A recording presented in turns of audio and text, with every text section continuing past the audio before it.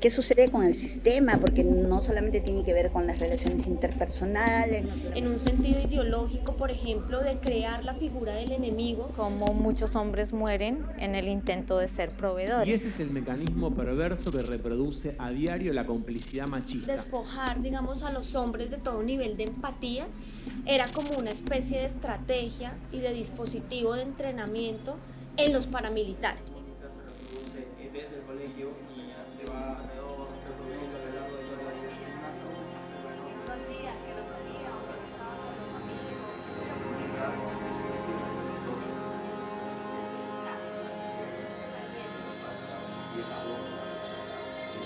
vida. El palincesto es un escrito que es borrado, pero queda registro, y sobre ese registro, esa hoja, se escribe otro escrito, que es borrado, y sobre esos dos escritos que dejan registro, se escribe otro escrito.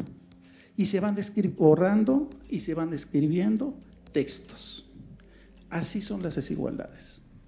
Son desigualdad de género, desigualdad de raza, desigualdades por edad, por ubicación geográfica, urbano o rural, por nacionalidad, por color de piel, son palimpsésticas. El feminismo ya lo habla cuando usa el concepto de interseccionalidad. Nosotros lo hemos reflexionado más en términos de los individuos, de los hombres con los que hemos trabajado. Y decimos, mira, cuando se activa un tipo de violencia, género, raza, edad, etcétera, se activan los demás. Pero solamente se hace más manifiesta un tipo de violencia.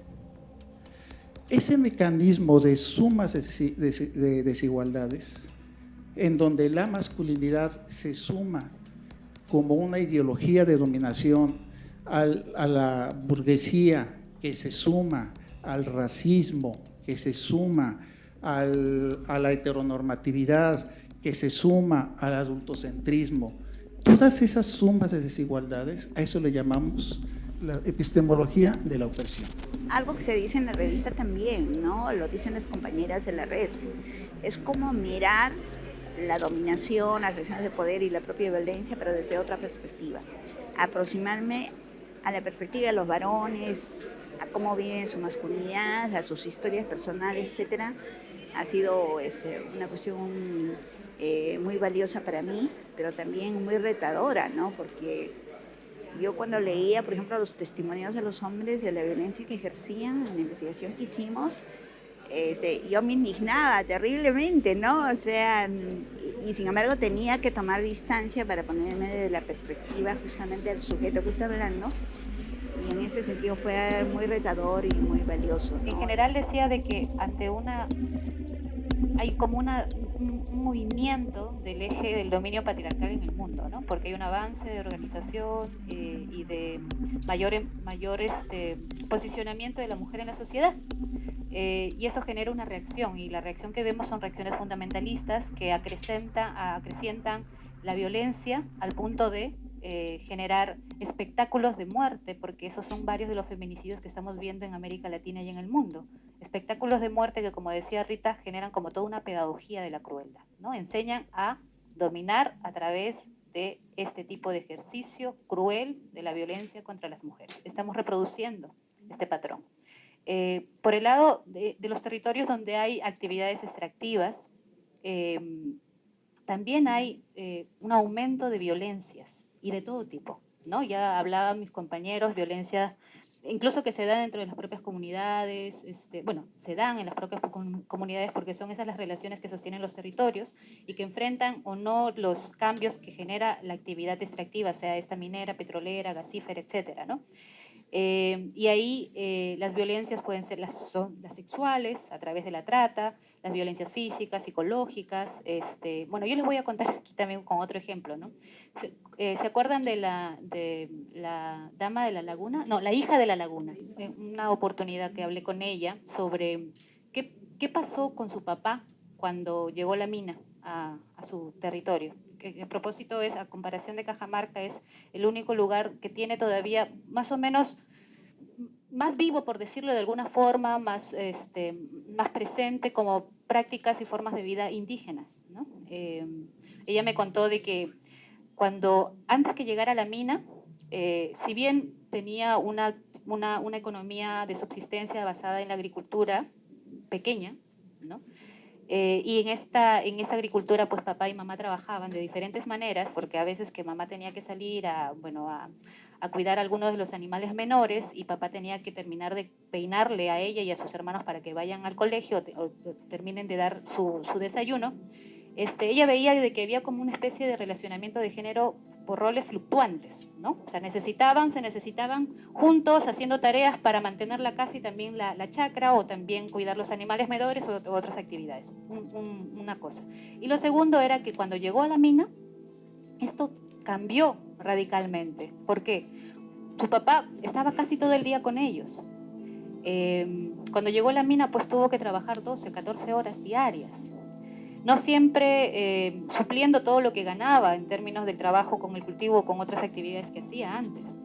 Y este cambio fue acompañado porque el papá empezó a tener cada vez más miedo de que sus hijas y su esposa se convirtiera en las que atendían a los trabajadores mineros.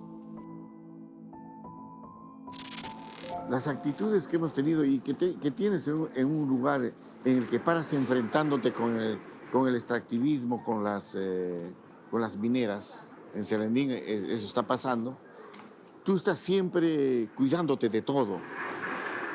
Estás cuidándote de que te están atacando, porque todos los días nos atacan. Entonces te estás cuidando de todo y tus relaciones con las personas no son tan digamos, amistosas, siempre a la defensiva, ¿no? Y ya un poco que hemos olvidado, por ejemplo, cuando antes nos despedíamos, cuando era más joven, nos despedíamos con mi mamá para un viaje, digamos, largo o corto, hasta llorábamos. Pero después de todos estos problemas, ya hasta ni nos despedíamos. ¿Por qué? Porque te hacías el fuerte, ¿no? Te hacías el fuerte y ya, chao, nos vemos, de lejos nomás. Ya no querías ni abrazarla porque tenías que ¿no? Que no querías llorar. Entonces, pero después de estos talleres le das nuevamente importancia a esa relación, los abrazos. Y yo recibo talleres de masculinidad nos hemos separado en un lugar por 3 días, solo hombres. Y ahí la relación de los cuerpos, esos ejercicios más te impactan que la misma palabra. Entonces, la relación de los cuerpos, al comienzo, por ejemplo, tú estás que medio arisco, ¿no? Que no quieres abrazarte con tu amigo. Pero después, poco a poco, vas abrazándote y te olvidas de lo que pasa ya después. Ya no estás con ese recelo de que ¿no? Entonces, nuevamente vuelves a esa clase de relación que tenía siempre, ¿no? Esa confianza, esa amistad, esa hermandad que había, ¿no? Pero eso no quiere decir que uno vaya a cambiar en el sentido de no defender tu tierra, de no defender tu agua, ¿no? Tu medio ambiente.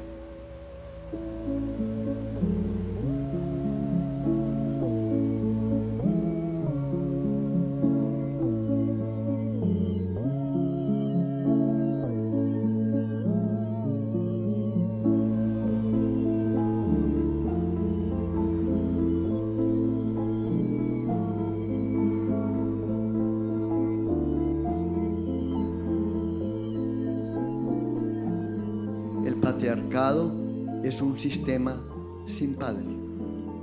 Eso nos lleva entonces a pensar que cuando estamos creciendo hombres en América Latina, no tenemos un padre porque el patriarcado no lo bloqueó. La proximidad amorosa con el padre se cerró, porque puede que estuvo allí presente, pero nos bloqueó todo tipo de proximidad. El capital nos arrebató también al padre. El capital vinculó a nuestros padres, por no decir las madres, pero es como porque quiero hacer este énfasis. El capital nos quitó al padre porque obligó y llevó al padre a la sobreexplotación, al trabajo cotidiano en una esquina, sobrecargado de tiempo, con la angustia y la necesidad de tener que responder económicamente por su familia bajo el criterio patriarcalizado de que tiene que ser responsable y tiene que ser el proveedor. ¿Proveedor de dónde? En la precariedad, en el hambre, en la necesidad. Ese padre cercano que podría tener mejores condiciones de relación con nosotros, también la cultura nos quitó un padre. En esa sensación de orfandad, también construimos nuestras lógicas de masculinidad. Yo venía generando también un proceso feminista, pero no había podido encontrarme con mi padre, con mi hermano, con mi compañero, que también estaban en esos procesos. Entonces empiezo a encontrarme con los discursos de las masculinidades y eso genera unas ciertas movidas, unas descolocaciones, podríamos decir, de lo que es construirte como sujeto. Yo creo que lo que me conduce a hablar o a estar en el trabajo de las masculinidades desde el feminismo es el reto de mirar a los ojos, de poder encontrarme con el otro y con la otra, con la suficiente valentía de enfrentarme a lo indeterminado y poder acompañar cualquier proceso. Creo que ahí está el acercamiento que hice a las masculinidades.